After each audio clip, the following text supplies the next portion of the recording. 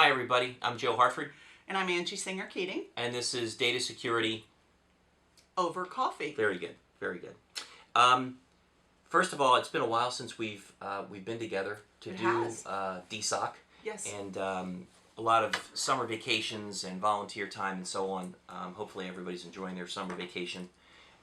But there are, some things that have come up, I think, in the last few weeks or even the last month related to the topic around business associates that I know you want to talk about. Yes. So we can get right into it. With the first thing is, I think it's important to talk about just some key definitions. So, sure. I need to stop you. Sure, please do. It wouldn't be data security over coffee if we didn't recognize our sponsor. You're right. Our sponsor this week is the Ben Franklin Transformations Group. And if you don't know them, but you're thinking of starting a business or you have a young business and you need any kind of support, they are your go-to people. The guys, John Vidmar and his group there at Ben Franklin Transformations, do an excellent job helping with marketing support, marketing research, accounting services, business, financial analytics, and it's all low cost, no cost to help businesses in this area. And they are part of a bigger organization called the Ben Franklin Technology Partnership, on which I've been on the board of the Central and Northern Pennsylvania now for several years. I'm really proud of that. They were an early investor in Reclamere. We would not be here without them.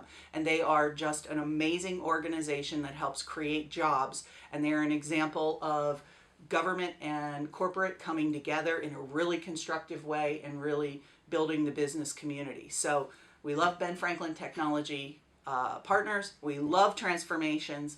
And we just wanted to give them a shout out today for sponsoring us. Thank you for remembering. Absolutely. So just some key definitions. So the first one is, what is a business associate? What is the security rule? And then why is there such a concern around being a business associate today compared to being a business associate 5 years ago? Sure. And, this term business associate can kind of get confusing, but at the end of the day, what it really is it is a vendor. A business associate is a vendor who sells services to a healthcare organization or provides services to a healthcare organization. So it could be your transcription service. It could be your destruction service. It could be outsourced radiology doctors that are reading radiology films. It can be a whole host of service providers that transmit, store, process, or have access to patient healthcare information. When it first came out, the only obligation that vendors had under HIPAA was whatever was in the contract between the vendor and the hospital or the doctor's office. There were no criminal penalties. The government couldn't come in and just audit based on the fact that you did services for vendors, but you did services for healthcare. But that all changed in 2013, and businesses became directly liable if they store, process, transmit, or have access to patient healthcare information.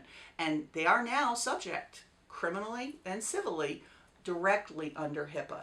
By some of the work that we've already done over the last 15 years, Sure. Recognizing the fact that we're talking about dozens, if not hundreds, of business associates that are in some shape or form, they are involved with that covered entity. Yes, and they are accessing my patient health information, your patient health information, the patient health information of our children. And so for some of them, when we're talking about maybe a transcription service that uses transcriptionists across the country in their own homes, are they on secure wireless networks? Are they using encrypted laptops? Are they using encrypted desktops? You can imagine the tentacles that this has. Sure. Of who now falls under the HIPAA security rule, who never may have thought that they fell under that rule. Right. And so the Office of Civil Rights, who enforce HIPAA, as well as the state attorneys general have the right to enforce HIPAA, they've been paying special attention to business associates recently. They implemented an audit program, a random audit program specifically for business associates. And so now what we have been predicting was going to happen is now coming to pass. The first one I want to talk about is not a HIPAA breach, but it involves a healthcare entity, which is Blue Cross and Blue Shield. So, you know, the insurance card that you get and you carry, that has some important personal information on it. And so a service provider called Newkirk Products that makes these identification cards for some of the Blue Cross and Blue Shields, it's 5 to 7 different states, they had an unsecured server where it was accessed.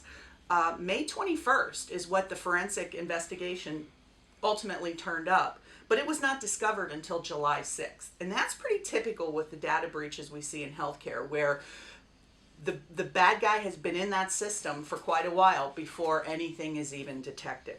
You would think that business associate who does work for such a large group of Blue Cross and Blue Shield providers would be top-notch in regard to their security. So now my concern becomes, what happens when you get to the second tier or the lower tier of business associates that may have absolutely no clue about security? Well, that's a pretty frightening thing. Yes, and what's so interesting about this is Newkirk Products is a subsidiary of a very large financial services company. So every organization really needs to take a look at the clients they service. And if healthcare clients are on that list of your clients, you really need to understand if you have access to that information, because it's not just that you actually use it. You know, when we destroy data on hard drives, when we shred data on hard drives here that come out of our hospitals, we don't see the patient data, but we're still business associates, right? Because the theory is technically somebody could plug in that hard drive and maybe see patient health information, or, you know, so that's the kind of logic that's happening. And so, you know, the interesting thing is the forensic investigation is still going on. It's been going on since July 6th. So you and I know how expensive that has to now be. Sure. Who knows whether or not cyber liability is going to cover this. But Newkirk Products is going to, or has issued letters to 3.3 million people and is going to do credit monitoring for 3.3 million people. That is just an incredible amount of money. And I really do hope that they have cyber coverage, because that could be the type of incident that could be catastrophic. So, and that was just a breach of personally identifiable information, no medical data. So Catholic Health Services of the Archdiocese of Philadelphia is one that is a HIPAA patient health information data breach. Okay. And it is very significant for a couple of different reasons. All right. First of all, the threshold around notification for breaches with the Office of Civil Rights is that if you have a breach that affects less than 500 records, then you report that once a year on a standard statement. If you have a breach of over 500, you report that within a time frame. Okay. This breach was only Okay. 412 residents of skilled nursing facilities. All right. So we're not at the 500 threshold, but OCR jumped on this right away. And Catholic Health Services of the Archdiocese of Philadelphia is a business associate. They don't see the patients. They don't care for the patients. They are a management company and an IT technology company that provides IT services. This is especially interesting because there are many vendors out there. There are many companies out there that provide managed security services. They sell hardware, they sell software, they develop databases and systems that have no idea that they now fall under the HIPAA security rule. And this is a very significant breach, because what it has resulted in is 2 years of monitoring by the Office of Civil Rights and a $650,000 settlement with the Office of Civil Rights. So this was also due to one of my biggest pet peeves: unencrypted mobile devices. Right. Please. And it was an iPhone. The easiest device on the planet to encrypt. Even I can do that. Even you can do it. And I'm not that bright. Put a password on it. Passcode. Fingerprint.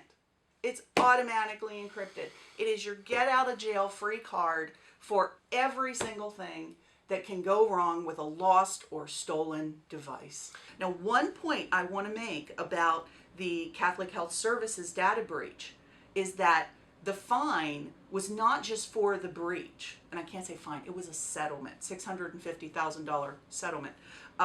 Was not just for the breach, it was for the fact that they did not have a risk analysis or a risk management plan. Okay. That is one of the most important things you can do to mitigate the impact of a breach when you have one. You can demonstrate that risk management program and you can demonstrate that you've performed a risk analysis. It goes a long, long way in being able to demonstrate to the regulators that you were doing everything that you could possibly do. These things are all incidents that can be avoided, and Yes. they can be avoided with, there will be some level of expense, which is the cost of doing business. Sure. It's no different than what Reclamere does and the level of insurances that we buy, Exactly. the type of bonding that we do with our employees, the security system that we have in our building. We accept the fact that as a small business, that's a cost of doing business. Okay. Exactly. So to say that you have an unsecured server, to say that you have an unencrypted mobile device, especially when in the news you see that those types of incidents are a problem and that you allow yourself to become a victim of that, is really very disappointing. And now what we're seeing is the same thing where business associates are becoming this next vulnerable group of people.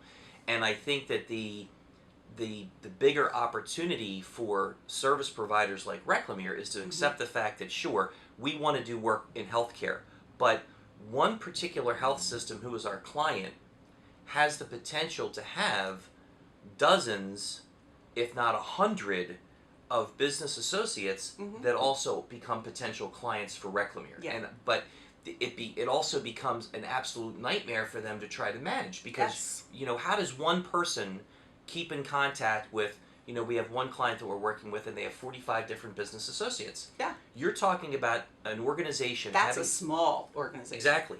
But you're talking about an organization having to invest in one full-time employee at a rate of $45,000 to $52,000 a year plus bennies, etc. And this is pure overhead. I know.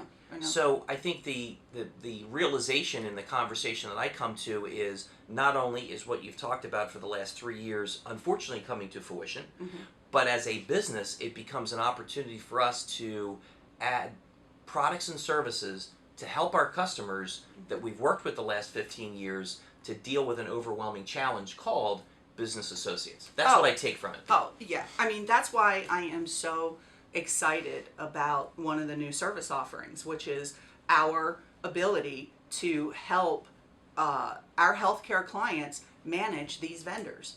This is not a new concept. It is something that has been going on in financial services for a very, very long time. But we at Reclamere have a fanatical approach to customer service, and we have a fanatical approach to our clients' security. That fanatical approach to security is what we bring to the management of those vendors.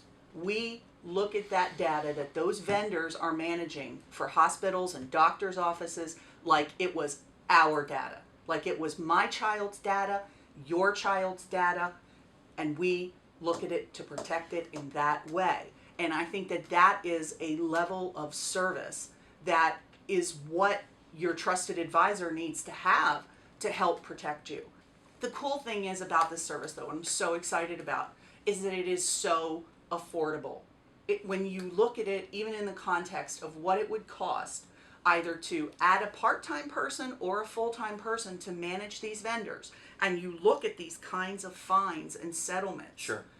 this is just a fraction of the cost for such tremendous protection. So I'm so excited about it, and I'm really excited with working with our partners, Yazoo Business Development, because they're helping us to roll this out to our clients, and it's just a really, really exciting thing. The one thing I want to do just to wrap it up is to give a shout out to everybody as maybe a first time heads up. Reclamere is going to be hosting its first users conference September 22nd in State College, Pennsylvania at Innovation Park. The invitation is obviously open to all of you. We're going to be doing a lot within healthcare, but really the overall focus is around security and also having an opportunity to talk with Angie one-on-one, as well as a number of other folks. So I just want to put that out there. And also to say that it's good to be back and do DSOC because it's a lot of fun. And I know that next month's topic I'm sure is going to be just as much fun, if not more. It is. And I heard we may be doing one at a brew pub. We may, in fact, do it at a brew pub. I would like that. And would be fun. after Labor Day, what kind of shirt are you going to wear? I'm probably going to go back to a Reclamere polo shirt. That's what I'm thinking. Okay. But since it's still we'll take summertime, suggestions though. I would be happy to take suggestions for the next type of shirt that I should be wearing. And if people wanted to send in hoodies for you to wear, that would be a way to get a sponsorship. That also would be a way to get a sponsorship. That's Yeah. correct. So thanks a lot for tuning in, everybody. Have a great rest of your day and a great week coming up. And we'll see you in probably about a month or so. Thanks, everybody.